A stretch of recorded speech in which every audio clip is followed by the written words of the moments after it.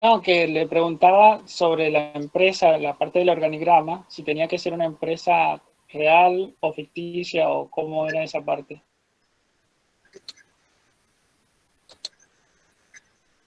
Ajá. La empresa puede ser real, una empresa donde ustedes trabajen y quieran comentar y quieran trabajar. Y también puede ser ficticia, pero es más difícil porque cuando, por ejemplo, les piden el organigrama, la idea es que ustedes puedan sacarlo de alguna base empresarial. El organigrama vieron que tiene que pegar, lo que tiene que hacer es para poder subirlo. Si no se los permite, bueno, me lo envían por correo, puede ser, no hay problema. En cuanto al resto de los contenidos, porque me decían, profe, tenemos que estudiar, sí, tienen que ir leyendo contenido de la materia para poder entender lo que están preguntando, lo que estoy preguntando en el trabajo práctico. Tienen tres opciones. La opción que tenga mayor puntaje es la que va a quedar. Así es que pueden hacerlo y tratar de estudiar las partes que no entienden y volver a intentarlo nuevamente. Son 3 intentos, ¿sí? Estos son los trabajos prácticos de contenido que ustedes puedan realizarlo. No hace, digamos, la puntuación es importante que lo aprueben, pero tiene que ver con esto de hacerlos simplemente y poder entender el contenido y empezar a tener algunas preguntas que por ahí no me hago en la clase. Pero sí, cuando yo veo el material, empiezo a analizar, a como tratar de dilucidar más el contenido, y ahí me quedan algunas dudas, y bueno, con el práctico, lo que han visto, ahí podemos ahora charlar un poquito más sobre lo que han estado analizando. ¿Está bien, Germán? Sí, Eso profe. es lo que me preguntaba. Bien. Sí, sí, sí, está bien. Respecto del Gracias. foro, tuve con algunos aportes muy interesantes todos. Me gusta porque fíjense que en el foro ustedes, cada uno ve algo diferente del video, le atrae o le llama la atención a un aspecto que no siempre es el mismo. Y entonces esa es la idea de los foros, ¿no? Justamente que se lean entre ustedes, yo pueda intervenir en qué es realmente lo que comprendo o no, o cuál es la visión de ustedes como desde otro punto de vista. Entonces, eso es muy importante también para mí en este sentido, porque nosotros podemos ver así las dudas, la dificultad que a veces se encuentra en la vida real, como muchos han colocado, que sí es difícil, hay empresas que no aplican esta gestión del talento, y de hecho por eso muchos problemas laborales, muchos talentos que se van, que no son valorados, gente que está trabajando a desgano en las organizaciones, simplemente porque necesitan trabajar y obviamente necesitan el dinero para poder vivir. Y eso es lo que hay que transformar. De ahí es donde tenemos que ver cómo lo vamos a ir haciendo, cómo herramientas vamos a utilizar para ir haciéndolo. ¿Sí? Hay el tema o la importancia del liderazgo y tiene que ver también con la forma en que yo voy a conducir a los grupos de trabajo, que esos serán ustedes el día de mañana cuando tengan el título de licenciado o hoy actualmente en el puesto de trabajo que desempeñen, aportando lo que puedan desde la función que puedan. ¿Sí? Porque desde el rol de empleado hasta el rol de colaborador, hasta el rol de líder, tenemos muchos caminos en los que podemos nosotros transitar y aplicar esta gestión del talento. Había dejado en la página un video que tenía que ver con el análisis de competencias, un análisis.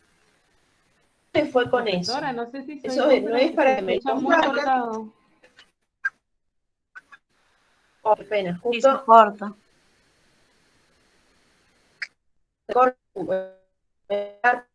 para que no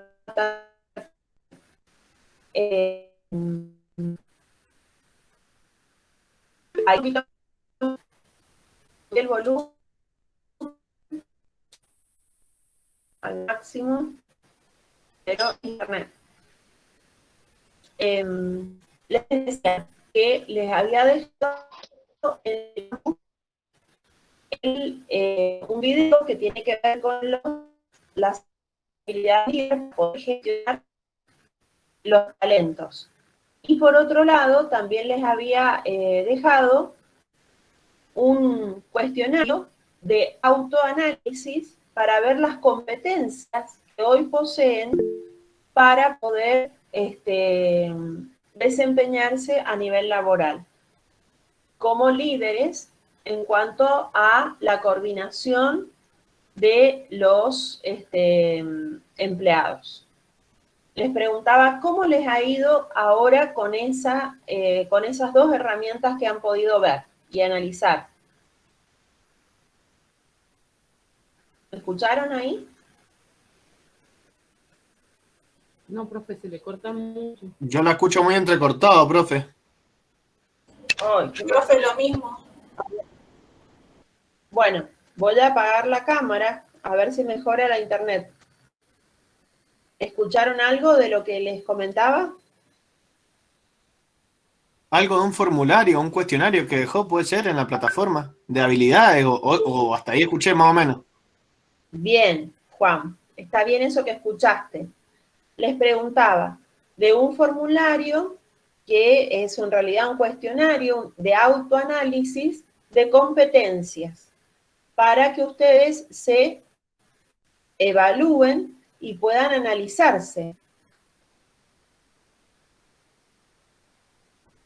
Profe, yo encontré un PDF, pero que es tipo PowerPoint.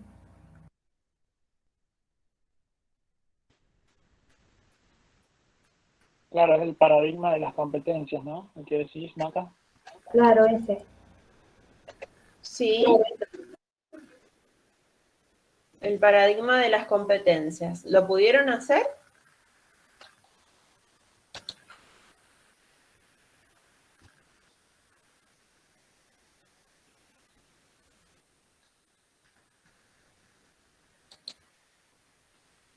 Está muy mala la conexión. Profe, lo que pasa es que Corta hay muchísimo. como un PowerPoint, pero no tiene nada para hacer. Claro, yo lo entendí igual.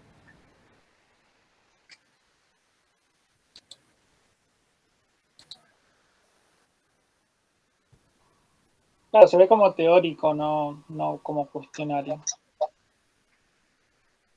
Claro, es una autoevaluación de competencias. Es un PDF en realidad. Ah, ahora lo vi. Claro, el paradigma de, sí, el modelo conductista, el modelo de McClellan, claro, eso es en realidad un complemento. Pensé que les había subido un autodiagnóstico de competencias de liderazgo. Me he equivocado de diapositiva. Es lo único que ha subido eso que está nombrando ahora. Claro, está bien. El paradigma de las competencias, enfoques de las competencias, que desplaza el sistema tradicional de calificaciones y titulaciones. Sí, este apunte es muy interesante porque tiene que ver, digamos, con qué es la competencia y qué es, digamos, cuál es el análisis desde el punto de vista de la complementariedad que tenemos cuando usamos competencias o usamos una gestión por competencias en relación a la gestión del talento humano. Entonces, claro, acá hay algunos conceptos importantes, lo podemos ver ahora entonces, porque ustedes lo vieron, me imagino que muy por arriba, pero es muy interesante este paradigma de competencias porque justamente tiene que ver con esto de cómo ustedes van a hacer para, digamos, desarrollar estas competencias. De todas maneras, es complementario para que ustedes lo puedan complementar y entender. Y en realidad vamos a ver algunos aspectos enseguida, después de analizar entonces el final de la última diapositiva y vemos el paradigma de las competencias. Y me voy a acordar entonces de subirles el material que tiene que ver con este análisis de autocompetencias para el liderazgo. Ese es un cuestionario muy valioso que les sirve como para autodiagnosticarse. Me he equivocado de archivo, de todas maneras está relacionado con las competencias, pero se lo voy a sumar para que puedan tener ahí completo el material. Tenían entonces el trabajo práctico, tenían las 7 habilidades de los líderes del mañana, que es un video. ¿El video lo pudieron ver? Sí. Bueno, ¿qué conclusiones sacaron de esas 7 habilidades que tienen que tener?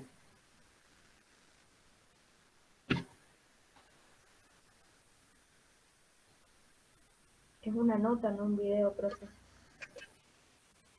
Sí. Claro, eso iba a Claro. decir, yo no había visto ningún video. Sí, Leonardo. A ver. Las 7 habilidades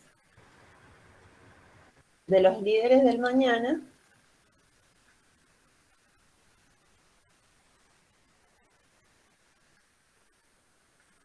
tienen razón, es la nota.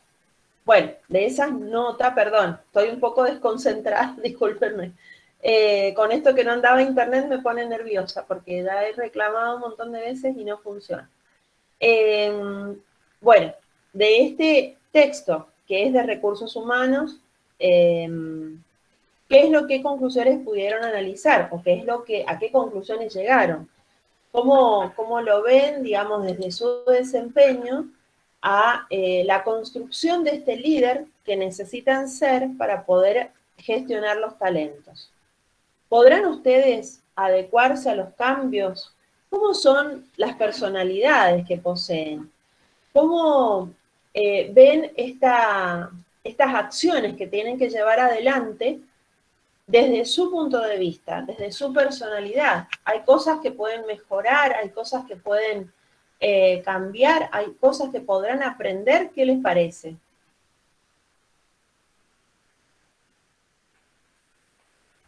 Sí, profe, yo creo que sí. Hay una parte, por ejemplo, que a mí me llamó la atención que decía sobre la humildad para desarrollar el talento de los demás. Eso me parece muy bueno por un tema de que por ahí uno intenta desarrollar su propio talento y no está abierto a ver o darle la posibilidad a los demás a que desarrollen el suyo. Ajá. Bien. A veces también, Macarena, en esto que vos comentás, es muy importante el autoanálisis desde cuánto contribuye cada uno del equipo de trabajo para que yo también crezca.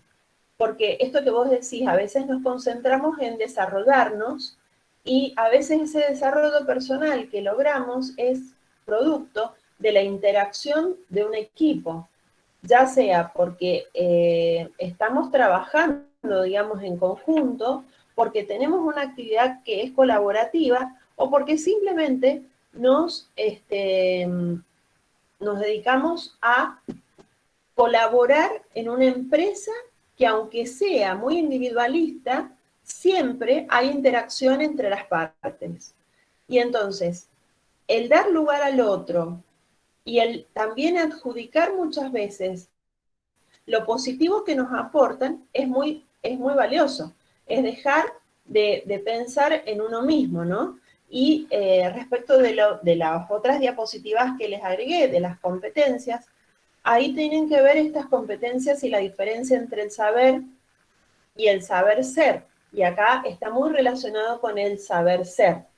Para poder dar lugar a otros, a través de la humildad, de poder enseñarnos muchas veces muchas cosas que no sabemos.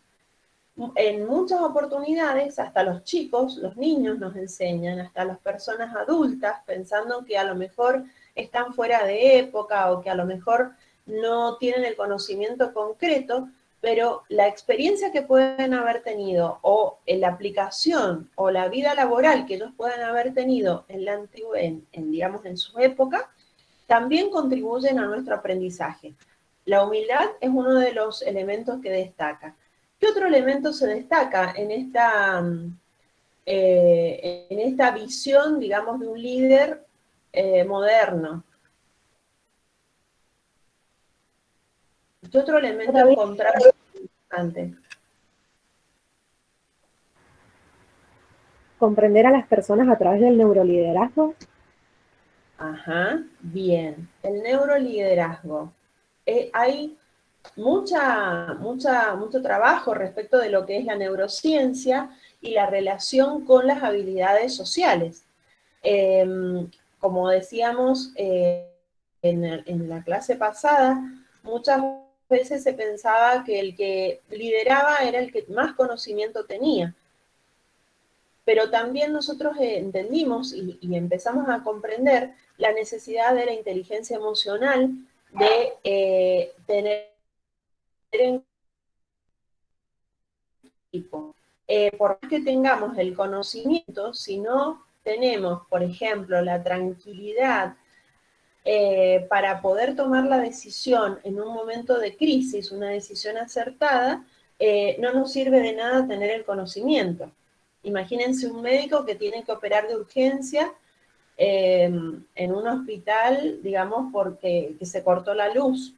¿Cómo hace? ¿Cómo hace ante esa situación? Tiene el conocimiento, pero tiene que tener también la inteligencia, la neurociencia acompañado de todo lo emocional, donde tenemos que estar mejor de nosotros ante una amenaza y cómo lo aplicamos.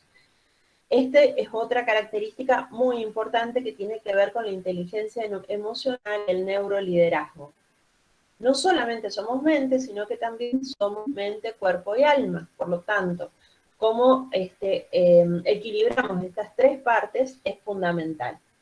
Por otro lado, también habla de la flexibilidad, de la adaptación a los cambios. ¿Cómo hacemos para adaptarnos a los cambios? ¿Será importante o no será tan importante? ¿Qué creen? Es vital adaptarse a los cambios, profe, me parece. Muy importante.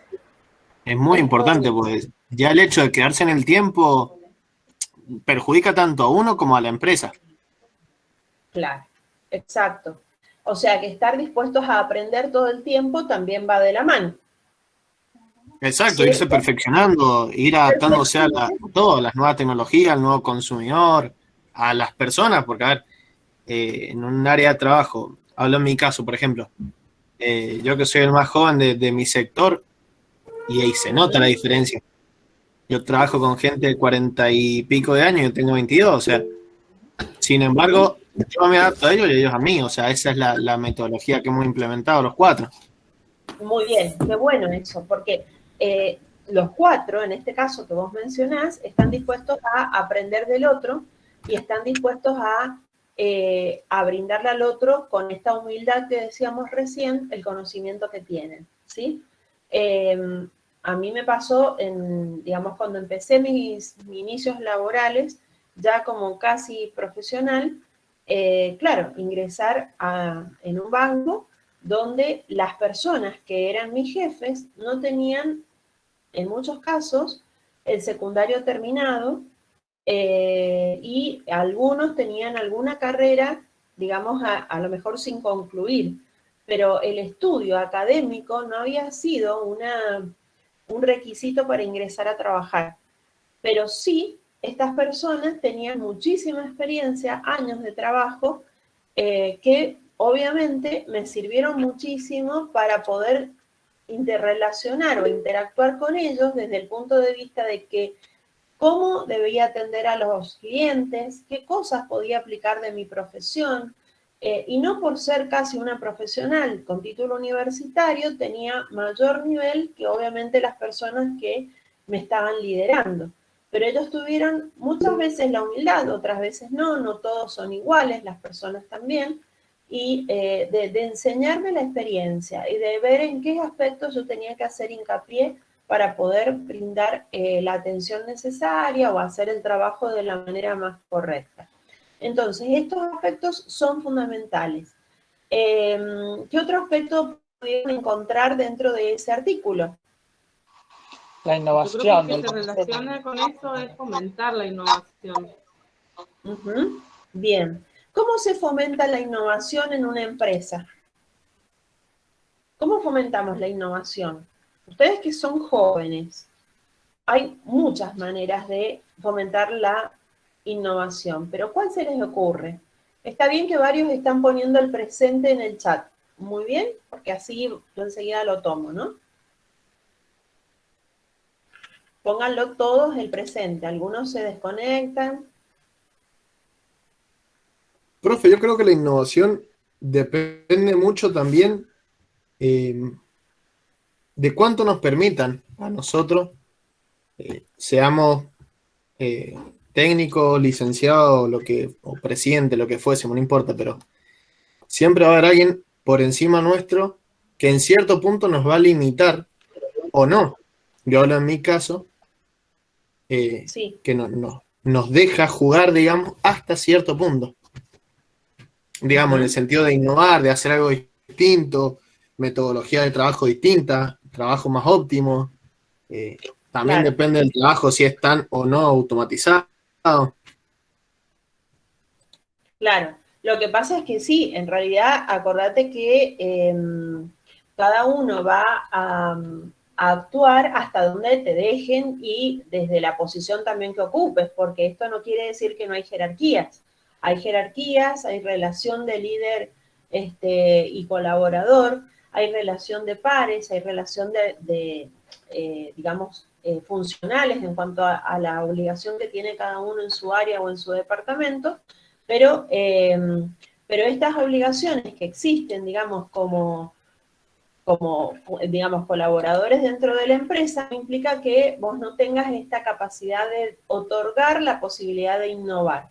Ahora vos me decís hasta cuándo o hasta dónde. Y bueno, desde la envergadura de la autoridad que vos tengas en el puesto de trabajo, podés innovar con pequeñas cosas, a lo mejor en la rutina diaria, vos decís, bueno, hay cosas en las que yo puedo hacer mejor y me están indicando que lo haga de una manera, pero yo descubrí que, por ejemplo, utilizando alguna aplicación, lo hago mucho más rápido.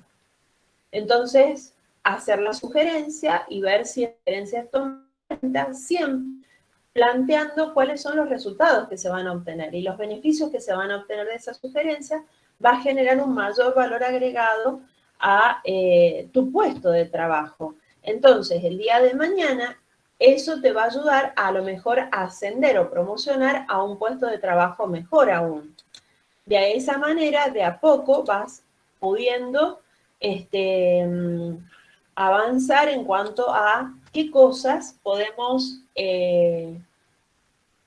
ir aportando según el nivel, según la jerarquía en la que estás trabajando, hasta que ocupes una posición jerárquica en donde vos seas o vayas viendo la manera de innovar. Pero yo les decía recién, ¿qué se les ocurre, por ejemplo? ¿Cómo nos permitiríamos a los empleados ser más colaboradores, más innovadores, más creativos? Y justamente esto relacionado con la flexibilidad.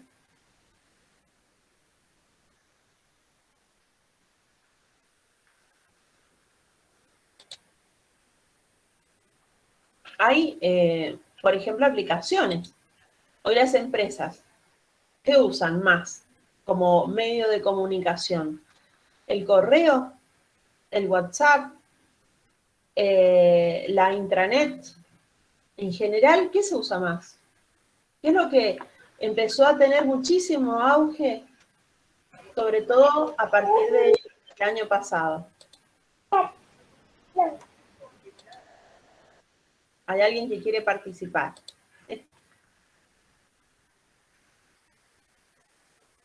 El WhatsApp. El WhatsApp, se va a decir el WhatsApp. Yo iba a decir, profe, bueno, en mi caso, que estamos todos presencial 100%, pero me parece que Zoom y Meet también han sido una buena herramienta en este contexto que hemos estado atravesando, que estamos atravesando. Claro, sí, Zoom y Meet también. pero digamos, en Zoom y en Meet hacemos reuniones, entonces en esas reuniones podemos llamarlo, digamos, al concepto de reunión, que en este caso son virtuales. Esas reuniones virtuales nos llevan a poder tener esta presencialidad, digamos, de vernos las caras y poder interactuar, que sería lo mismo que una reunión presencial o muy similar. Entonces, la reunión sería la herramienta, ¿sí? Que está hecha de manera virtual. Fíjense, porque para distinguir la herramienta por la cual lo hacemos y el método sería la reunión.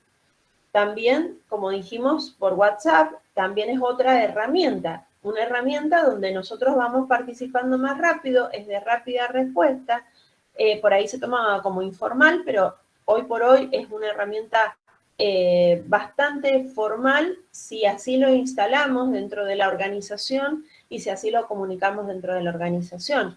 Eso nos permite también ser más flexibles y más rápidos en las respuestas. Por ahí en los correos se nos agregan tantos y que no les damos prioridades en el momento oportuno. En cambio, en un WhatsApp recibimos el mensaje y estamos atentos a una respuesta más rápida. Entonces, eso nos permite también mayor innovación o hacer rápidamente, como decía recién su compañero, un meet y decir, bueno, hagamos una reunión porque hay un tema que hay que resolver. Rápidamente hablamos, charlamos y no resolvemos.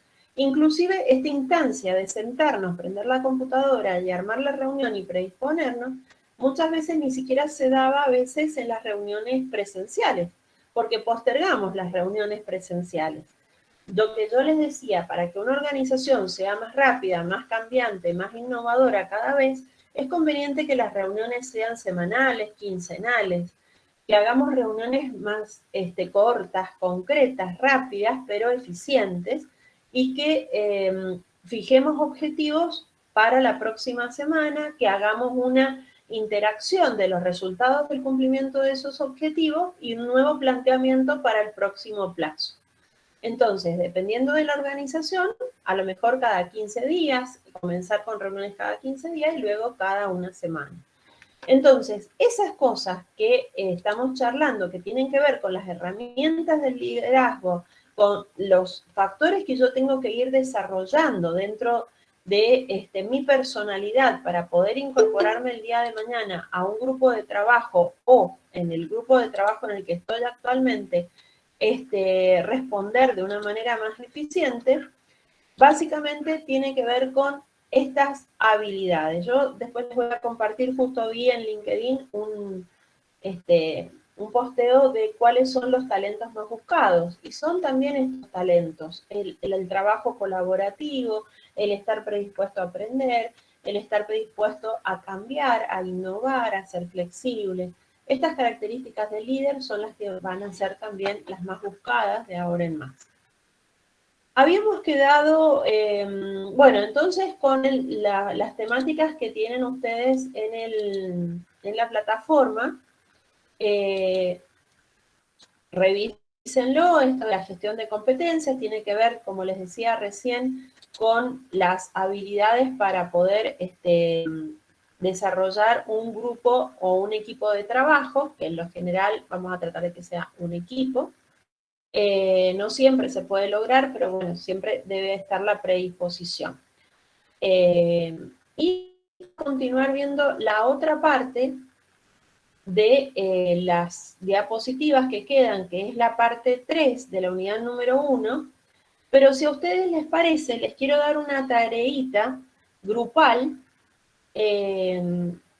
si pueden hacerlo con los grupos que ustedes me decían que ya lo han armado, les doy unos 20 minutos para leer el caso que se llama Gerentes versus Profesionales, que está en el libro de Administración de Talento Humano en el capítulo 1.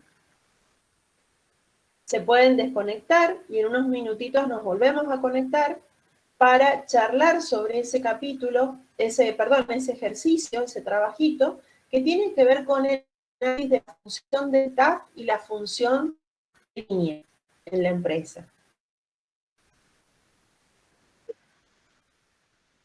En el libro, en el capítulo 1. En el libro de administración, profe.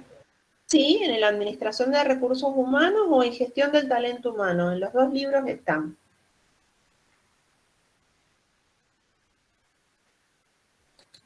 Se llama Gerente versus Profesionales.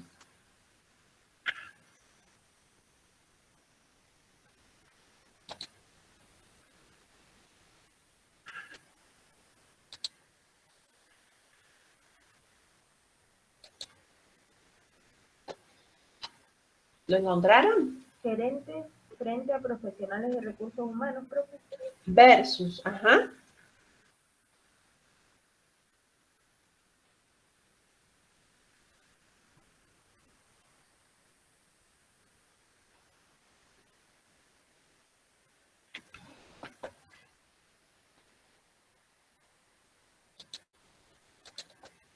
Creo que es el de la página 20.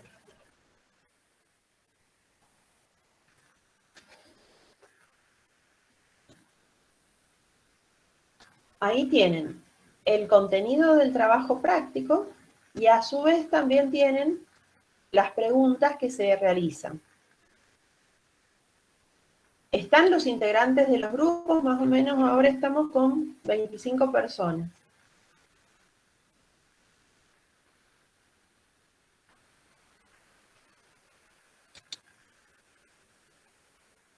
¿Los 25 pusieron el presente?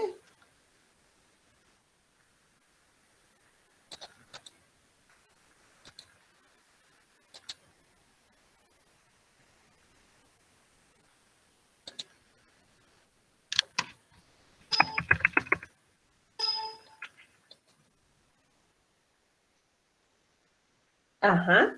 Gerentes versus profesionales. Sí, en la página.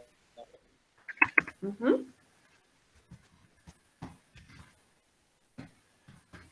Bien, pueden organizarse ustedes, si quieren, creen otro Meet, y nos juntamos, si les parece, en unos 20 minutitos para profundizar el tema del staff, la autoridad de línea y la autoridad de staff. ¿Les parece? Bueno, la primera pregunta...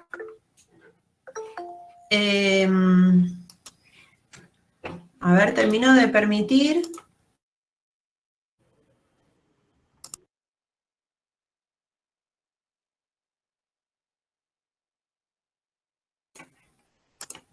Bueno, la primera pregunta decía, ¿cuál es la principal fuente de conflicto entre los gerentes y el director de recursos humanos? Expliqué el por qué. ¿Qué vieron ahí?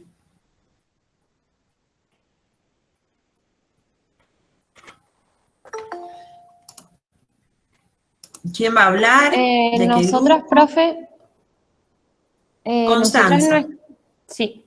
Nosotras en nuestro grupo notamos la falta de comunicación que había entre los departamentos y a la hora de determinar nuevas responsabilidades, también falta de comunicación sin consultar, digamos, a gerentes y al área de recursos humanos. Ajá. Bien. O sea que el conflicto tenía su fuente o tiene su fuente en, básicamente, ¿qué cosa?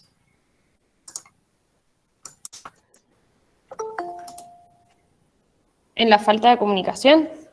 En la falta de comunicación. Claro, Constanza. La falta de comunicación. ¿Y qué necesitamos para que haya una buena comunicación? ¿Qué opina el grupo número 2, si quiere opinar?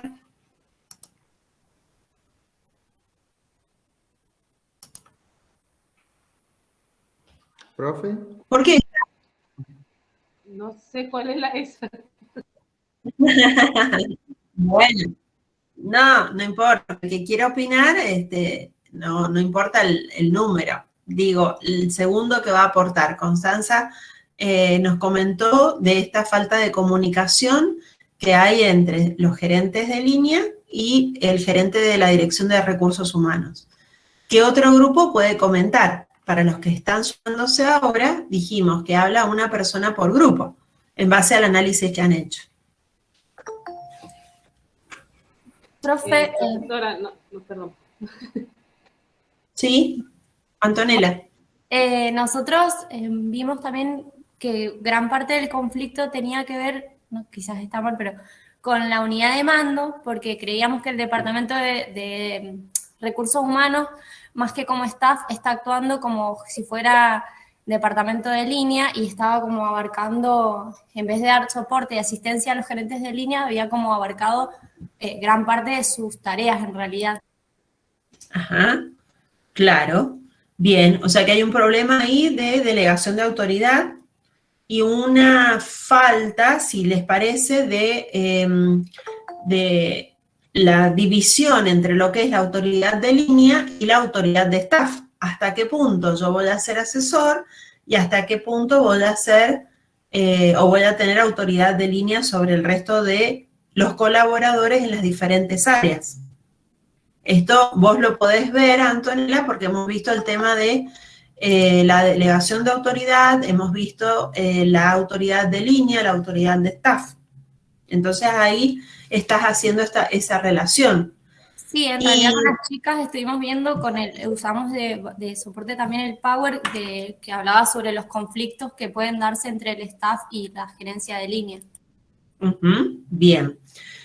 Entonces, la falta de unidad de mando o falta de claridad de la descentralización y cómo es ese ejercicio de la descentralización de la autoridad. ¿Cómo mejoramos la comunicación y cómo mejoramos esa eficiencia en la autoridad o la aplicación de la autoridad? ¿Qué les parece?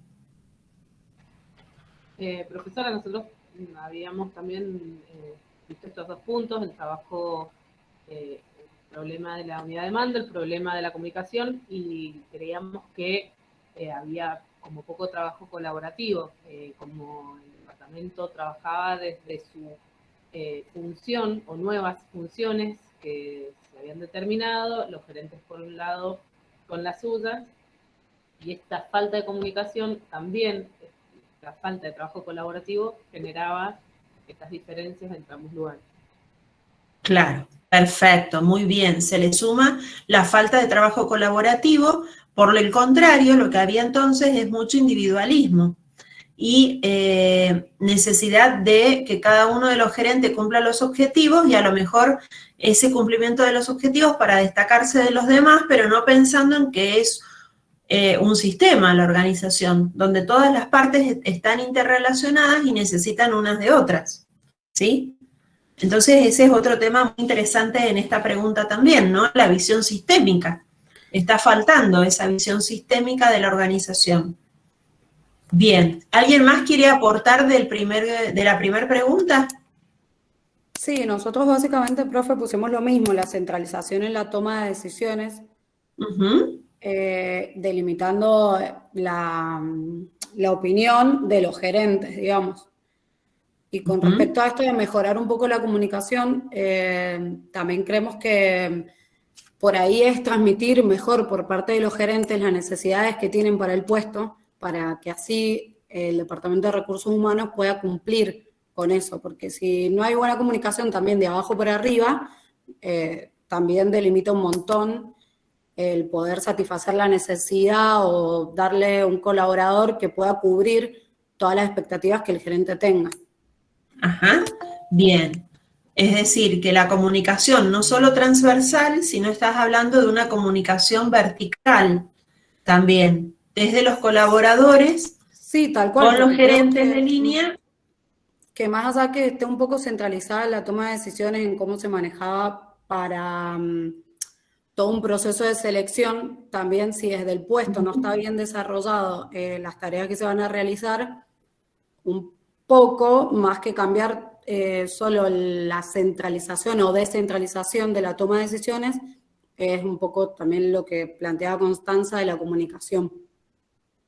Que si de abajo no se plantea la necesidad, no se puede cubrir desde arriba tampoco. Exacto. Bien, o sea que vos ya estás hablando un poco de cómo resolver, y en realidad en todo lo que han comentado hasta el momento, están hablando cómo podríamos resolver toda esta situación que se ha presentado. Fíjense, cómo habiendo visto ya la clase y habiendo leído contenido y habiendo hecho el trabajo práctico, hoy pueden tener una visión de las temáticas que hay que aclarar. Y están dando muy buenas opiniones respecto a la forma de resolver este conflicto. Muy bien, buenísimo. La pregunta 2 dice, ¿considera que los gerentes deberían tener más autonomía para tomar decisiones sobre sus trabajadores, como por ejemplo en la admisión, evaluación, remuneración de los subordinados? Y si así lo considera, ¿cuáles son los posibles problemas de descentralizar la autoridad y por qué? En resumen sería, ¿necesitan mayor autoridad? ¿Y qué problemas hay ante una descentralización de autoridad?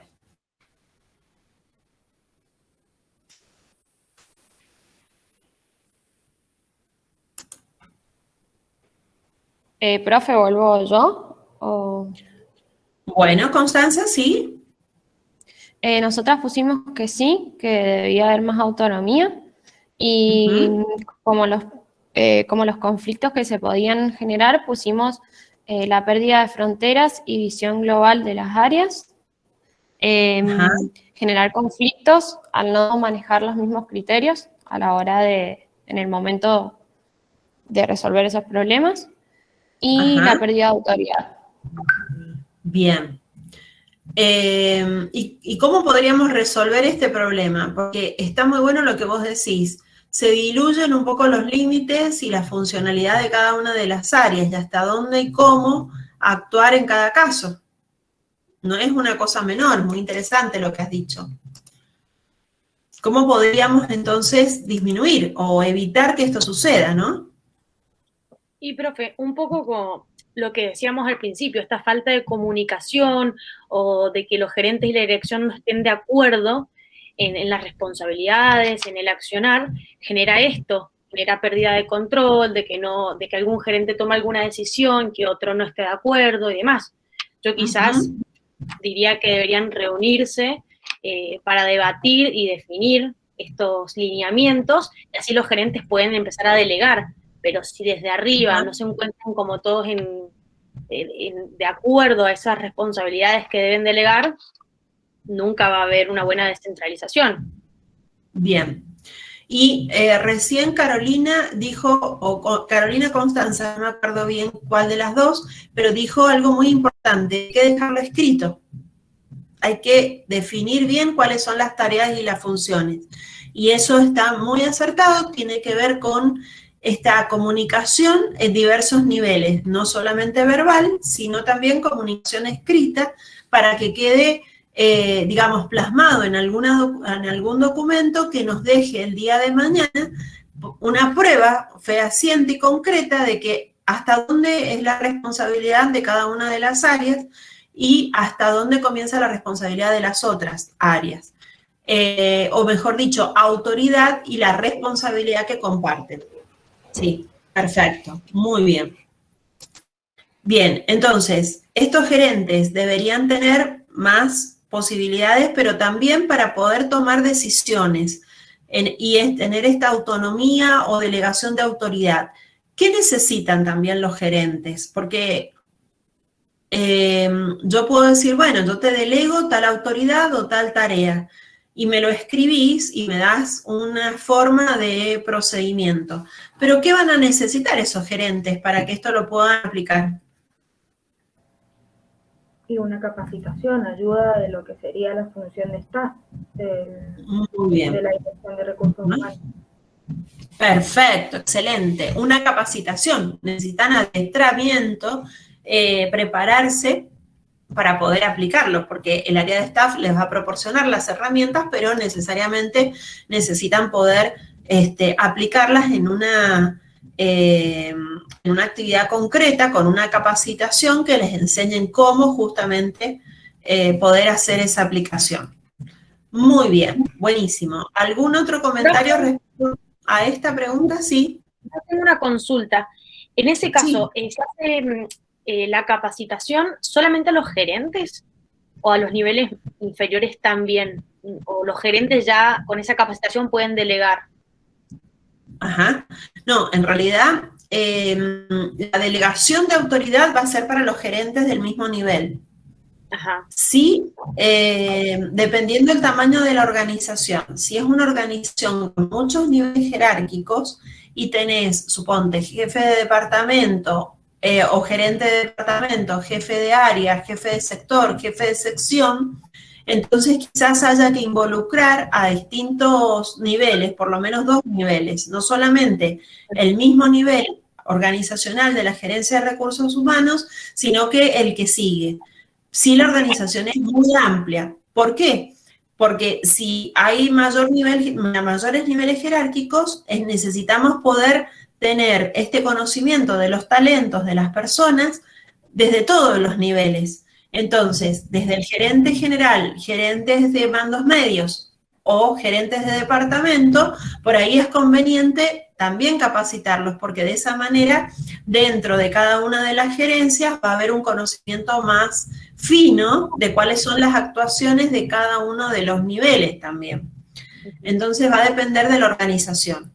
Si la organización no es muy grande, lo básico es que vos tengas áreas definidas. Esas áreas a veces están ocupadas solo por un gerente y un secretario o una persona que hace la mayoría de las tareas. Entonces, si la organización es pequeña, la envergadura de esta capacitación, delegación de autoridad va a ser menor también. Básicamente lo que tenemos que entender es el involucrar a las otras áreas funcionales en gestiones de recursos humanos, pero en la gestión, es decir, en la aplicación de las herramientas que la Dirección de Recursos Humanos me va a proveer. Como por ejemplo, el procedimiento de evaluación de puestos, de la evaluación de desempeño, ¿con qué herramienta la voy a hacer? Bueno, la herramienta la va a elaborar el área de recursos humanos, pero el departamento de finanzas, el departamento de producción, de marketing, tendrán que saber cómo aplicar esa herramienta correctamente. De esa manera estamos delegando autoridad, estamos ofreciendo la herramienta haciendo una función de staff y por otro lado estamos descentralizando la función del área de recursos humanos, llevando a un conocimiento más fino de cada uno de los talentos que están incorporados dentro de la organización. ¿Sí? Entonces dependerá de la complejidad organizacional. ¿Cómo podrían lidiar los directores de los reclamos de los gerentes? Esto de la resolución de conflictos me suena a una negociación, ¿no? Sí, ¿Cómo profe, lidiamos? buscando puntos en común. O sea, Bien, Rodrigo. Escuchando a cada uno de los gerentes y sus reclamos, porque, por ejemplo, a mí me sonó medio raro que se lo comentaba a los chicos el último párrafo de lo que respondía el director de recursos humanos, que todos los gerentes querían hacer las cosas a su manera y no tenían en cuenta, querían lo mejor para su departamento y no lo mejor que no era lo mejor para la empresa. Y sin embargo, como que quizá él también estaba haciendo un poco de lo mismo. Claro. Entonces, tratar de buscar puntos en común, a ver, y establecer así objetivos para cómo poder solucionar y manejar mejor el recurso humano. Claro, y fíjense que otra cosa muy importante tiene que ver también con el hecho de no minimizar ninguna de las funciones ni tampoco ensalzar otras. Ahí estamos vinculando áreas muy importantes de la organización digamos, en una visión sistémica de la organización, dándole el mismo nivel jerárquico a todas las áreas. Entonces también esa es una manera de resolver conflictos. No es que te vamos a sacar funciones, agregar otras, sino que entre todos vamos a hacer una tarea que va a ser más beneficiosa para toda la organización y para todos los equipos de trabajo. Entonces, en definitiva, lo que buscamos es generar el consenso, el acuerdo, pero entendiendo la función que cada uno cumple dentro de su gerencia de línea. La importancia de la función de cada una de las gerencias de línea y cómo recursos humanos viene a ayudar, asesorando, capacitando, dando las herramientas, ofreciendo las técnicas para que puedan trabajar mejor con sus equipos de trabajo. Entonces, en definitiva, esto, ¿no? No dar mayor jerarquía en cuanto a al respeto, al interés, a la presencia que pueda tener ninguno de los departamentos, sino considerar a todas las áreas por igual, en el sentido de que todas están trabajando para un bien común, que es el logro de la rentabilidad de una organización. Acá en el caso muestran un poco el avance, ¿no? Y esta situación de que la empresa empieza a crecer y que entonces eso amerita que el área de recursos humanos cambie su concepción y también que los profesionales de las demás áreas se adecúen a estos cambios. Entonces, esto es lo que puede pasar en una organización en la que ustedes ingresen o en la que están trabajando, donde hay mayor individualismo, donde la presencia del área de recursos humanos no es mucha en cuanto a la gestión soft, es decir, las áreas blandas, sino más bien es solamente una aplicación de una gerencia de personal, donde se liquida sueldo, se toman las licencias, se controla la asistencia, se hacen gestiones más bien administrativas del trabajo de personal, que es lo que llamamos el área hard o el área dura. Lo que nosotros vamos a ver es la parte soft, la parte blanda, la parte que genera mejor clima laboral y que beneficia para que podamos ofrecer mejores talentos y gestión del talento a las organizaciones. Bien, la última pregunta tenía que ver con esto. ¿Cómo podría resolver el director este problema, ¿no? Y ustedes ya han dicho con mejorar la comunicación, con escribir esta comunicación, con capacitación, con delegación de autoridad correspondiente a los distintos niveles jerárquicos. Así es que, ¿algo más que quieran agregar que se nos haya quedado del caso? Nosotros lo que le agregamos un poco también lo que dijo, de alguna manera, Federica, que era, si bien la comunicación con los gerentes debía ser inmediata y bastante clara en cuanto a lo que eran las necesidades que se requerían, sí veíamos que también en recursos humanos, en cuanto a lo que era la remuneración, por ejemplo, debía más bien que tener tanta autonomía para decidirlo, ajustarse a, calculábamos que a convenios de trabajo, a otro tipo de cuestiones que por ahí no deberían pasar tanto por recursos humanos, sino a su vez tener otro staff de asesoramiento, que puede ser el administrativo, el contable, para que participara de este tipo de decisiones. Y también veíamos que en muchos casos se daba que lo que... Qué interesante lo que comentás. Qué interesante lo que comentás, Agustina. Es decir, esto de no olvidarse, perdón, y para rescatar mucho lo que acabas de decir, de no olvidarse que estamos haciendo o trabajando nosotros sobre ese área específica, pero que están las otras áreas. Y, por ejemplo, si hablamos del área dura de remuneraciones, o sea, todo lo que es la liquidación de sueldos y demás, también que participe en esta gestión. Lo que pasa es que acá podemos interpretar que a lo mejor hay una gerencia administrativa y una gerencia de recursos humanos, y la administrativa es la que se encargaría de la administración de personal neto en estos aspectos duros, pero podemos también considerar empresas donde hay una parte dura, que es la liquidación de sueldos y lo demás, y otra parte blanda, que es la soft. Y entonces ahí dentro de la misma dirección de recursos humanos tendrías ambas partes. ¿Sí? Pero está muy bueno tu aporte. O sea, no olvidarse que los demás también nos van a servir de feedback, y es necesario que nosotros recolectemos esa información. Porque ¿quién mejor que el gerente de producción sabe qué operario necesita para manejar sus máquinas? Obviamente, dentro de la gerencia de finanzas igual, cómo va a poder definir mejor un perfil para tener, digamos, el manejo de las inversiones de la empresa, mejor a lo mejor el gerente de recursos humanos que el gerente de inversiones o el gerente financiero, ¿sí? Es decir, esto es muy importante y valioso lo que comentas, digamos, el feedback tiene que ser mutuo, obviamente, sí. tenemos que recibir información para poder armar las herramientas adecuadas. Y a veces trabajar en conjunto, también en forma colaborativa, como hace un rato planteabas, para la definición de estas herramientas también es lo que hay que hacer. O sea, yo no puedo armar una herramienta solo desde el área de recursos humanos y después ofrecerla, sino que primero tengo información y busco los datos necesarios para poder después aportar una herramienta más adecuada. Perdón, te corté y ahora, si querés continuar. Una cosita que era justo lo que había empezado a comentar Federica, que era el también tener en cuenta que muchas veces la opinión de un gerente un grado de subjetividad en el cual pueden salir perjudicados talentos incluso que pueda tener la empresa.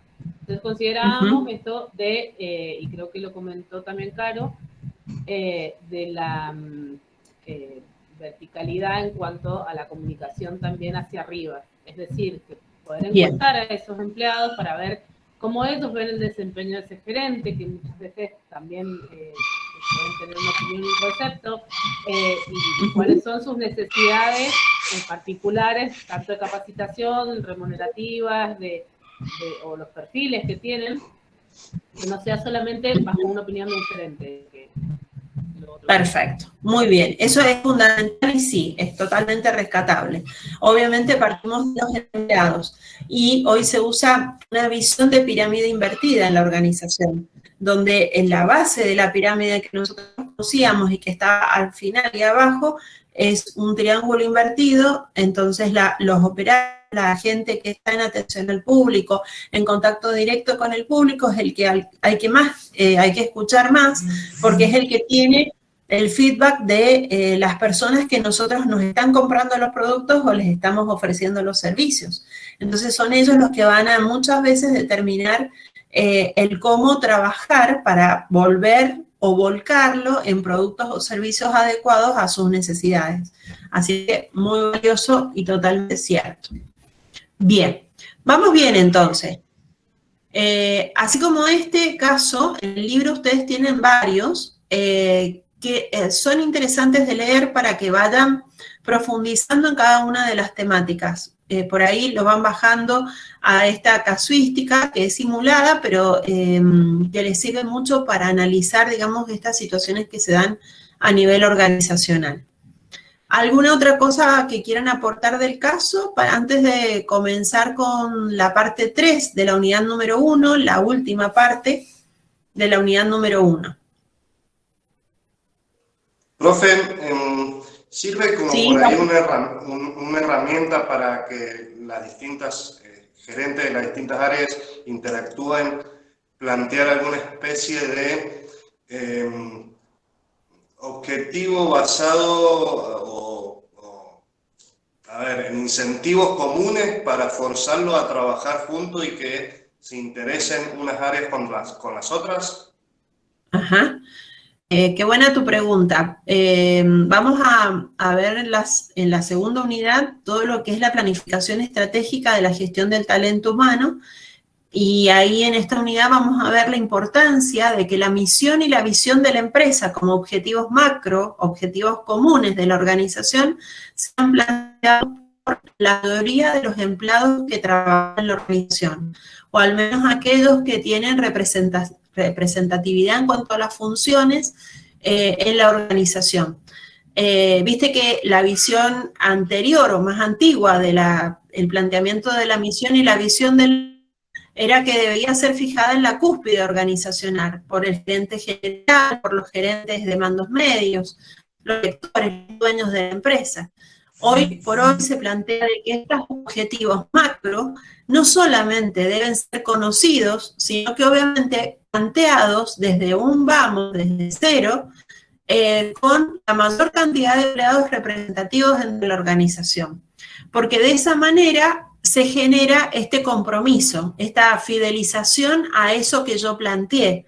¿Y por qué me fidelizo? Porque básicamente la misión va a ser el objetivo macro que esta organización tiene, y lo empiezo a conocer. O sea, yo sé que el trabajo que hago día a día, por ejemplo, atender el teléfono, soy telefonista, tiene que ver con brindar un servicio en una empresa que está expandiéndose y que está pensando en que el año que viene se va a expandir y va a trabajar en otro mercado, por ejemplo, otra provincia, o que quiere captar clientes de otro país. Entonces, cuando yo atender el teléfono, Analí Andrada está pensando en que no solamente estoy atendiendo a mendocinos, por ejemplo, que van a comprar los productos o que piden mis servicios, o que yo puedo encontrarme el día de mañana con personas o gentes que van a comprar desde otra provincia, desde otro país, y entonces esto tiene que ver con el objetivo y la misión de la empresa. Por lo tanto, yo hoy me tengo que empezar a preparar en conocer idiomas, en ver en qué puedo perfeccionar mi lenguaje para poder tratar a esos clientes de otras provincias o de otros países. ¿Me entendés cómo cambia? Eso es uno de los objetivos más importantes que lo vemos en la segunda unidad. Incorporar a todo el plantel o al menos a los empleados representativos en esta fijación de misión y visión, que sabemos que será a largo plazo, pero hoy los largos plazos son cada vez más cortos, porque es tan cambiante el mundo empresarial que a lo mejor un largo plazo hoy lo planteamos en una organización a 2 años, porque más allá no podemos mirar. Entonces nuestra misión es definir justamente esos objetivos generales y tratar de involucrar a las personas en la fijación. Cuando yo fijo un objetivo con un pensamiento de lo que puedo alcanzar desde mi lugar, estoy comprometiéndome a llegar hasta ahí o dar un poquito más de lo que yo puedo dar, pero no algo demasiado inalcanzable, ni tampoco tan poco motivador para que realmente no me interese qué es lo que hago en el día a día, sino que trato de plantear objetivos y luego se plantean en consenso, obviamente, pero que sean alcanzables y realmente motivadores para las personas que están trabajando dentro de la organización. Entonces, de esta manera, esa es una de las formas de involucrar, cuando trabajo con los equipos de trabajo y defino estos macro objetivos. Si defino la misión y la visión, después vienen obviamente los objetivos de mediano y de corto plazo, que ya serán responsabilidad de las distintas áreas a nivel organizacional. Y si yo, como gerente de recursos humanos, trabajo en el planteamiento de esa misión y esa visión, entonces yo estoy sabiendo o estoy pensando en que mi planificación de recursos humanos va a tener que pensar en que el año que viene la empresa se expande y que, por ejemplo, capta el mercado brasilero. Entonces, la mayoría de los empleados que están en atención al público van a tener que capacitarse en portugués para poder hablar con estos clientes. Entonces, yo desde la gestión del talento, yo tengo que pensar en cómo planifico, por ejemplo, la capacitación. Y si vamos a trabajar con un país que tiene diferente uso horario, bueno, ¿en qué horarios van a tener que trabajar esos empleados? ¿Podrán hacerlo desde la casa? ¿Podrán hacerlo en el trabajo, en el horario de los demás? ¿O tendré que armar 2 turnos laborales? Por ejemplo, ¿se dan cuenta? O sea, ya empieza ahí la planificación de los talentos, de qué personas voy a preparar, quiénes van a liderar esos equipos, ¿será todo el personal o será una parte? Etcétera, etcétera. Son temáticas de la próxima unidad. Pero muy bueno tu aporte. Es una forma seguro de fidelizar. Gracias, profe. De nada. Bueno, chicos, si no tenemos más para aportar, esto es lo que se planteó en el caso, y fíjense que están las temáticas de descentralización, centralización, unidad de mando, gestión de línea, gestión de staff, están dentro de este ejercicio que es interesante que han realizado. Ahora vamos a ver la última parte de esta primera unidad que tiene que ver con lo que es, a ver si lo he puesto,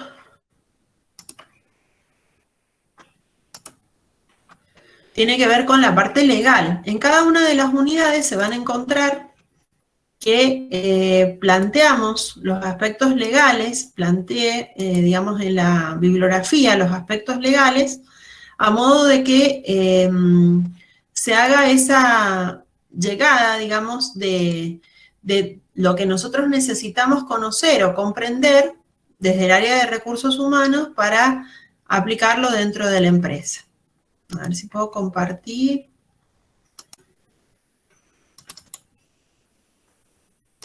Bien. Bueno, hay algunos aspectos que son fundamentales en esta relación laboral que se crea en la gestión del talento, que es importante conocer y profundizar, que tiene que ver con qué respaldo tengo legal en esta relación contractual. Ustedes saben que el contrato de trabajo surge como un acuerdo entre partes, entre dos partes interrelacionadas entre sí, que, digamos, acuerdan o concuerdan en que uno preste un servicio y la otra parte abone una recompensa o una compensación por ese servicio ofrecido. En primer lugar, digamos, lo que podemos ver en cuanto a la relación laboral es que a medida que va avanzando esta situación de relación laboral, en relación de dependencia, se fue creando esta necesidad de cuidar al empleado, la necesidad de proteger de alguna manera esta relación laboral también para el empleador y de crear legislación que podamos tener como marco referencial para poder gestionar la relación laboral. ¿La diapositiva va pasando ahí? No, profe. No, está estancada, profe. No, profe. Bueno, entonces lo vamos a dejar así. ¿Ahí se ve? Ahí. Ahora sí. Derechos humanos vinculados con el trabajo. Hay varias cosas que vamos a ver. Los soportes legales, la Constitución Nacional, la Ley 20.744, que es la ley del contrato de trabajo.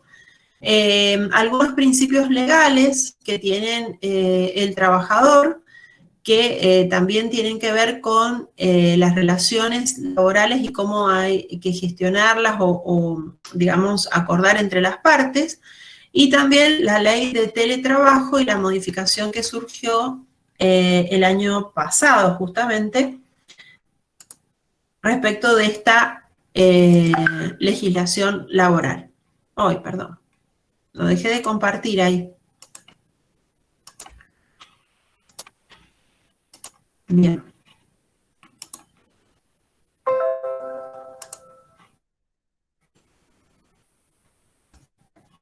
Bueno, en primer lugar, la Organización Internacional del Trabajo es la que promueve el cuidado y la necesidad de generar oportunidades laborales para las personas, donde se plantea, digamos, el trabajo como una actividad que genera autoestima, que genera valoración para las personas y que obviamente es necesaria para la subsistencia del ser humano. Pero plantea que debe ser dado o gestionado con el respeto de ciertos principios o condiciones, como son la libertad, la equidad, el respeto a la dignidad humana. ¿Cuáles son estos principios? La libertad de asociación, es decir, nadie nos debe obligar a trabajar en ningún lugar si es que no queremos. Ni nosotros podemos obligar a los empleados a trabajar si ellos no están predispuestos, como jefes o empresarios o dueños de una organización. Que debe haber total ausencia de discriminación en todos los aspectos y en todos los ámbitos laborales. Que debe haber un total rechazo del trabajo infantil. Estos son los principios básicos que plantea la Organización Internacional del Trabajo respecto a la relación laboral. La Constitución Nacional Argentina también habla sobre la relación laboral en el artículo 14 y en el artículo 14 bis, donde se plantea que todas las personas tenemos el derecho a trabajar como un derecho a recibir digamos, una compensación por ese aporte que se realiza en una organización.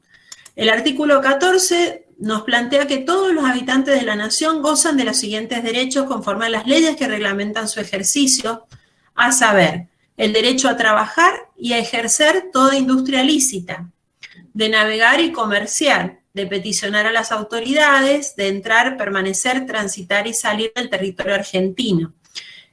Habla de todos los derechos de los habitantes de la nación argentina, pero en primer lugar, fíjense que menciona esto del derecho a trabajar, a ver si encuentro el lapicito, el derecho a trabajar y ejercer toda industria lícita. ¿Qué sería una industria lícita? Legal. Legal. Lo que esté conforme a la ley. Hay actividades que no son lícitas, algunos le llaman trabajo, pero que si no es conforme a la ley, no estarían dentro de lo que la Constitución Nacional acepta, ¿no? Bien. Y el artículo 14 bis nos plantea, vamos a poner acá, que el trabajo en diversas formas gozará de la protección de las leyes, es decir, que el trabajo está amparado por las leyes, que nos aseguran a los trabajadores condiciones dignas y equitativas de labor. Fíjense que esto que nosotros estamos planteando como una gestión justa del talento humano, donde ponderamos los talentos, tratamos de descubrir nuevos talentos, es un derecho que ya está planteado en la Constitución Nacional y muchas veces no sucede. No se da la prestación de trabajo en condiciones dignas, con ventilación, con posibilidades de una luz adecuada, con una maquinaria adecuada en cuanto a la altura de la persona, con las comodidades mínimas que se necesita para poder dar una buena respuesta en cuanto a las condiciones de trabajo, que además tiene que ser equitativo. Esto, la equidad tiene que ver con no solamente la remuneración, sino las situaciones que se presentan a veces en cuanto a los distintos empleados, el aporte que pueden hacer los distintos empleados o no. Fíjense que los distintos convenios colectivos de trabajo también muchas veces regularizan, y está bueno porque regularizan o nos establecen ciertas jerarquías a nivel de convenio colectivo de trabajo, donde establecen las remuneraciones que van a recibir los empleados según la jerarquía que posean. Pero eso nos da una equidad en cuanto a la labor supuesta, pensando en que todos los empleados aportan lo mismo. Pero, por ejemplo, si hablamos del convenio colectivo de empleados de comercio, tenemos categorías de empleados administrativos, pero no siempre, en la misma categoría de los empleados administrativos, la prestación del servicio de los distintos empleados es igual o está en el mismo grado de eficiencia una que otra. Entonces, la Constitución Nacional nos establece ciertas cosas, pero también nosotros tenemos que intervenir en muchos casos porque muchas veces no se cumple esto. También el hecho de una jornada limitada. En general, la ley de contrato de trabajo nos dice de una jornada de 8 horas o 48 horas semanales a cumplirse según lo que se establezca en relación con el empleador. Y a veces esas 8 horas diarias no se cumplen, terminamos haciendo 9, 10, 11, 12 horas diarias, a veces sin la retribución de una hora extra, por ejemplo. El derecho a descanso y vacaciones. ¿Cuánto tenemos en trabajo personas que trabajan en negro, que no tienen derecho a descanso ni a solicitar vacaciones pagadas? La retribución justa, el salario mínimo vital y móvil, igual remuneración por igual tarea, esto que hablábamos recién, participación en las ganancias de las empresas, algunos lo utilizan como un incentivo, algunas empresas lo hacen, con control de la producción y colaboración en la dirección, protección contra el despido arbitrario, aún en plena pandemia, hemos tenido que, a pesar de haber había un decreto que decía que no se podía despedir, a muchas empresas tuvieron que despedir personas y lo tuvieron que hacer, a lo mejor sí, por una necesidad, pero no estaba permitido.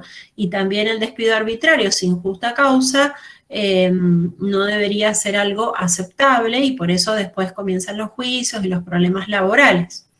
La necesidad en este caso de contexto de pandemia que estamos atravesando, con el tema de los despidos y demás, ¿no se debería implementar la doble indemnización?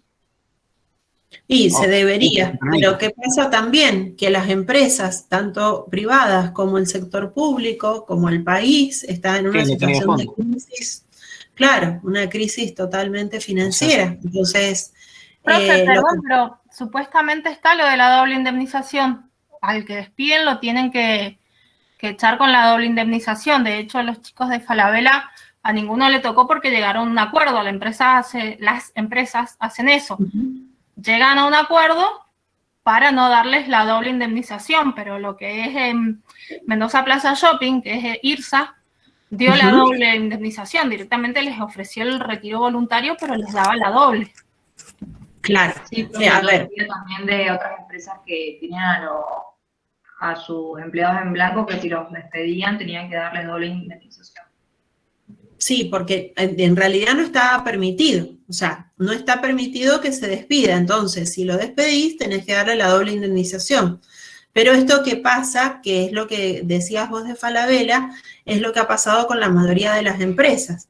Ha habido a lo mejor una suspensión, no se les ha pagado a los empleados, se ha llegado a un acuerdo. Entonces, está la legislación que dice que sí, o sea, no se puede despedir, y si se despide hay que pagar la doble indemnización, pero que a qué lo que voy con este comentario, digamos que básicamente muchas empresas no lo han cumplido o no lo han podido cumplir por razones personales o empresariales, y muchos tomaron la decisión de despedir cuando no se podía. Entonces, por eso era la aclaración. En realidad no estaba permitido. Y además, tampoco, si vos vas a la Constitución, que está escrita hace cuántos años, tenemos ya que el despido arbitrario no se puede dar, es decir, tenemos que tener causas, que debe haber un consenso, que debe estar negociado, y muchas veces esas situaciones tampoco se dan. O sea, a eso me refería. La organización sindical libre también nos plantea esta relación que en Argentina está muy presente, que es la relación con los sindicatos, que a veces su función principal es la de defender al empleado y ser el mediador con el empleador, y muchas veces estas situaciones no se dan también. Que esa organización sea libre, democrática, por ahí también no es tan así. Fíjense que en muchos casos tenemos aspectos que están en la Constitución Nacional, pero que no se dan en la vida real. Por ejemplo, también el artículo 14 bis dice que queda garantizado a los gremios concertar convenios colectivos de trabajo, recurrir a la conciliación y al arbitraje, el derecho de huelga. ¿Y cuántas veces estos derechos de huelga han sido no respetados? ¿Cuántas veces los gremios no representan a sus empleados de la manera que debieran? Y en la Constitución Nacional dice que todos los empleados tenemos este beneficio, digamos, como tales.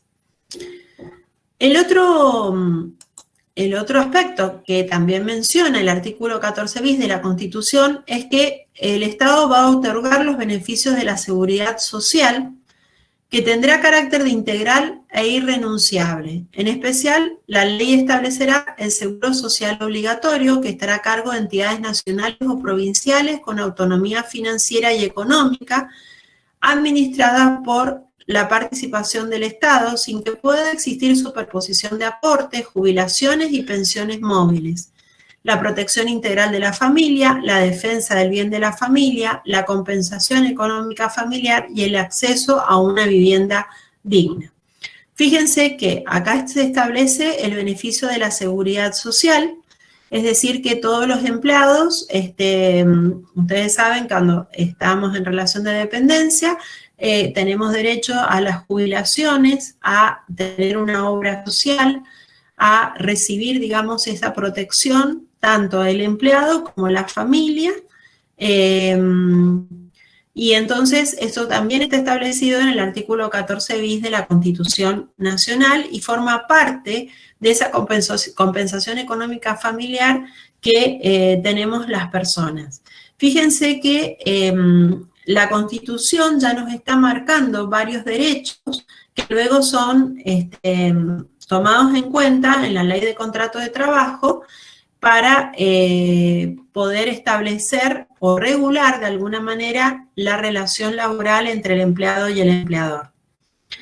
Entonces, algunos aspectos básicos que se establecen en el artículo 14 y en el artículo 14 bis respecto del trabajo tienen que ver con condiciones dignas y equitativas de trabajo, con una jornada limitada, con el descanso, vacaciones pagas, retribución justa, salario mínimo vital y móvil, igual remuneración por igual tarea y todo lo que hemos estado nombrando en estos artículos en forma detallada. Ahora, la Ley de Contrato de Trabajo, la 20.744, nos establece también algunos conceptos interesantes que tienen que ver con la relación contractual. En el artículo 4 nos establece lo que es el trabajo y coincide con lo que dice la Constitución Nacional. Habla de que el trabajo es toda actividad lícita que se preste a favor de quien tiene la facultad de dirigirla mediante una remuneración. Acá aclara, digamos, o establece la relación laboral entre como actividad lícita para la que se paga o se establece una remuneración como contraprestación. Y acá vamos a hacer, vamos a parar un poquito en estos aspectos que nos menciona la Ley de Contrato de Trabajo. Por un lado, que tiene que ser una actividad lícita, dijimos que es una actividad que esté conforme a la ley. Vender drogas, no sería una actividad lícita. Una actividad creativa y productiva, dice que debe ser el trabajo. Entonces, fíjense cómo la ley ya nos está estableciendo a nosotros que no deberíamos ni siquiera replantearlo, pero cómo existe la necesidad de justamente replantear, actuar en consecuencia para mejorar esta forma de relacionarse en el trabajo. No todos contamos con la bendición o la posibilidad de trabajar en lo que realmente nos guste y que en eso que nos guste podamos ser creativos y sentirnos productivos. Entonces, esto que a veces estamos planteando, vamos a ver en la materia, para justamente generar valor a nivel personal y por lo tanto luego a nivel organizacional de una actividad creativa, ya está planteado en la Ley de Contrato de Trabajo. O sea, si estamos hablando de trabajo, vos deberías hacer, o sea, cada persona debería hacer una actividad en donde se sienta productivo, que se sienta creativo, que sienta que le está dando una retribución esa labor, un beneficio que va más allá de la remuneración, que obviamente también lo establece como un elemento del trabajo. Bueno, que se establece una relación de dependencia entre un empleador y un empleado y una fuerza de trabajo del empleado puesta a disposición de un empleador. Esto lo pueden ver en los artículos 4, 103, 197. Es importante aclarar que ustedes en el programa tienen al costadito, si han visto el programa, tienen al costadito los artículos que se ven en cada una de las unidades de la Ley de Contrato de Trabajo, que simplemente es para darle un marco legal.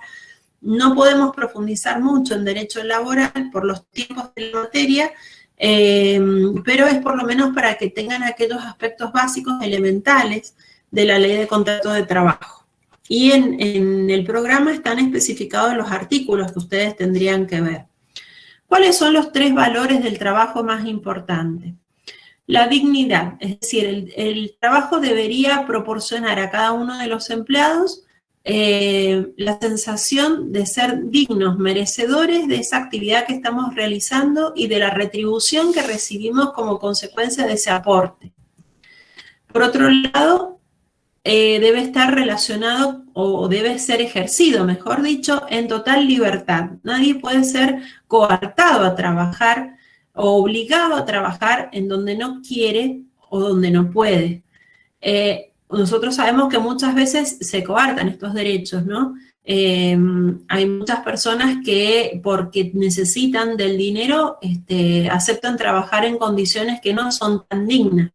Habrán escuchado de los trabajadores golondrinas, por ejemplo, en los viñedos, cuando a la época de cosecha de vendimia, que vienen a trabajar de otras provincias y a veces solamente le dan para dormir una carpa en lugares totalmente poco dignas de vivienda para que presten su trabajo, digamos, y vivan a diario. A veces se trasladan con toda la familia y lo único que se les ofrece es poder dormir en una carpa al costado de la viña.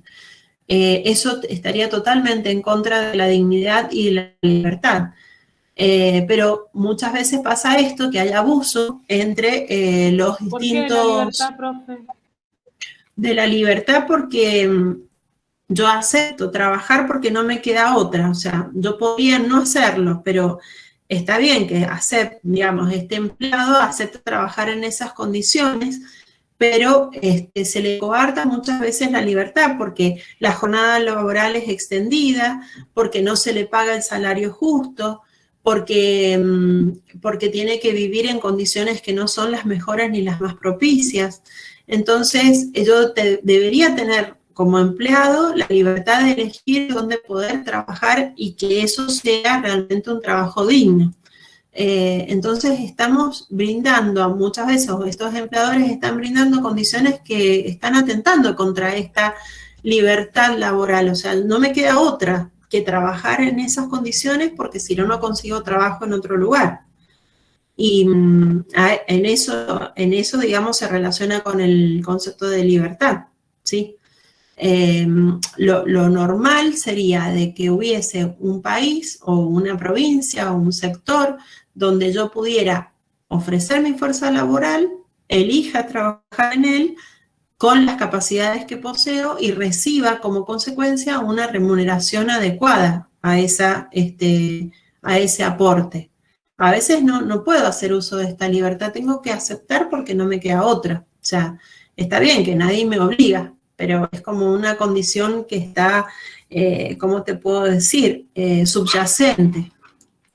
¿Sí? El concepto de trabajo dependiente. ¿Pasó ahí la diapositiva? No.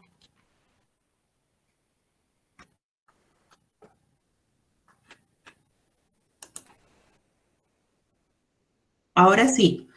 Aquel que se realiza por cuenta del empleador y bajo sus órdenes y organización consiste en que el trabajador pone a disposición del empleador su fuerza de trabajo a través de la realización de actos, ejecución de obras o prestación de servicios a cambio de una remuneración.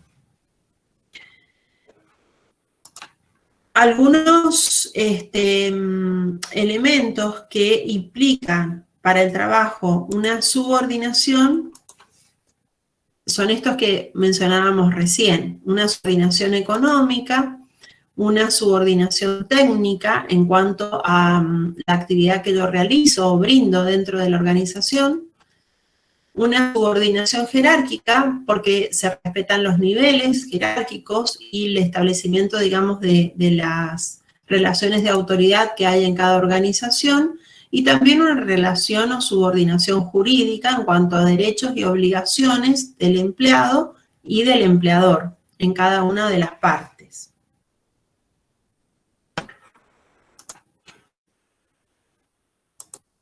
Uno de los principios del trabajo habla de las condiciones más y menos favorables. Las partes no pueden pactar condiciones menos favorables que las dispuestas en las normas legales. De ninguna manera un empleado podría pautar condiciones menos favorables de trabajo. Lamentablemente muchas veces pasa, por ejemplo, la jornada laboral extendida y a veces hasta con la virtualidad inclusive, esto es uno de los problemas que trajo la virtualidad, de que teníamos una conexión casi las 24 horas o por lo menos 12 horas diarias, donde debíamos responder WhatsApp o hacer reuniones en los horarios, digamos, de mayor conectividad, a lo mejor para poder charlar todos, y una predisposición fuera de lo que está pautado desde el punto de vista legal. Entonces, dentro de estos principios del derecho laboral está el principio de la continuidad, que tiene que ver con esto de respetar, digamos, la relación laboral. Por ejemplo, si hay algún inconveniente con el empleado y no se sabe si cometió algún hecho ilícito, por ejemplo, robó, no está comprobado, o agredió a un compañero de trabajo o trató mal a un superior, lo que habla la ley es que siempre se debe respetar el principio de continuidad. ¿Esto qué significa? Que hasta ver qué pasó con esa situación concreta y poder tener un análisis del hecho concreto, se considera que el empleado sigue trabajando hasta tanto se determine la situación y la culpabilidad o no del problema que tuvo el empleado. Si detectamos de que, bueno, por ejemplo, robó y decidimos desvincularlo por una causa justa, bueno, eso ya está el hecho, ya se determina el hecho, se encontró culpable por tales y cuales razones, y entonces se decide la discontinuidad de esta relación laboral. Mientras tanto, no se compruebe un hecho en contrario, se decide por la continuidad laboral, por lo tanto el empleado sigue recibiendo su remuneración. Por otro lado, el principio de irrenunciabilidad y nulidad también es otro principio interesante que tiene que ver con que para considerar nula la relación laboral hay que considerar que deben haber hechos que sean realmente fehacientes, comprobables, que hay que analizar las situaciones porque de otra manera no se puede declarar la nulidad laboral o que no exista relación laboral. Y por otro lado, el principio de la irrenunciabilidad, es decir, acá tiene que ver el artículo 12 con todo lo que establece la relación laboral, que es una relación consensuada, donde las partes acuerdan el trabajo en un plazo determinado o de manera indeterminada, porque vamos a ver que hay dos tipos de contrato, el contrato por tiempo determinado,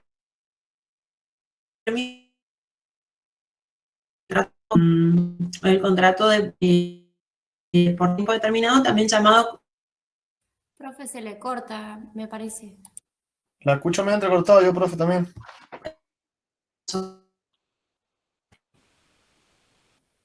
Perdón, no escuché. Sí, ahí está, profe, no se escuchaba bien.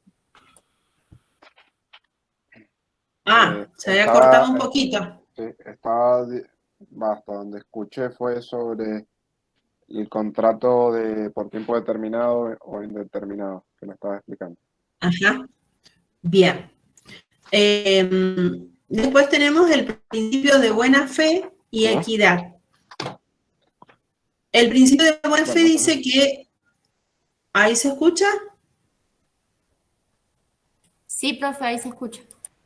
Bien, el principio de buena fe establece que básicamente que va a esperarse una buena conducta desde el punto de vista del trabajador como también desde el empleador, que ambos van a actuar de buena fe, actuando, digamos, a conciencia de la relación laboral que están estableciendo, y también el principio de equidad, donde esperan ser equitativos y justos en cuanto a el trabajo que se aporte y la compensación que se le otorga a esa persona. Otro principio es el de la no discriminación. que habla de que está prohibido por la ley hacer diferenciaciones de ningún tipo basada en distintas situaciones o, por ejemplo, estado civil, raza, religión, sexo o género, u otras causales como aspectos físicos, enfermedades, discapacidad. El principio de no discriminación es un principio interesante que cada vez está más en auge, que muchas veces no se respetaba, y es muy interesante que tiene que ver justamente con esto de no hacer diferencias en los empleados por causas que no son relacionadas directamente con la relación laboral, la raza, la religión, las ideas políticas, la apariencia física. Después define también el concepto de quiénes son trabajadores. Básicamente el trabajador es una persona física, es decir, un ser humano, que se obliga a prestar servicios en las condiciones previstas en los artículos 21 y 22 de esta ley, cualquiera sean las modalidades de prestación. Es la persona que se obliga a prestar un servicio.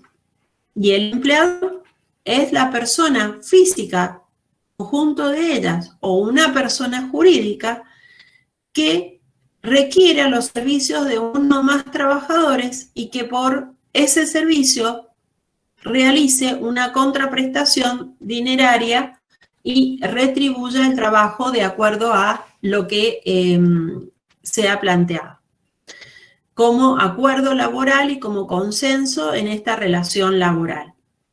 Estos son, digamos, en forma un poco general, de los aspectos básicos que ustedes tienen que conocer en esta primera unidad, que es básicamente que hay legislación que está protegiendo al trabajador, que como empleadores también debemos conocer y debemos estar al tanto, porque las empresas muchas veces por haber cometido errores en cuanto a esta relación contractual tienen juicios laborales, y un juicio laboral para una pequeña y mediana empresa muchas veces puede hacer que la empresa cierre, que no pueda seguir trabajando en la actividad que está realizando porque es bastante costoso.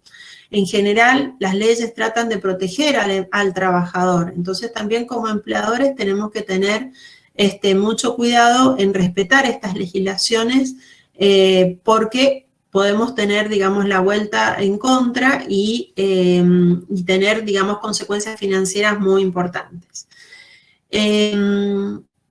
Hasta acá, por ahora estamos bien, ¿sí? 21 y 47.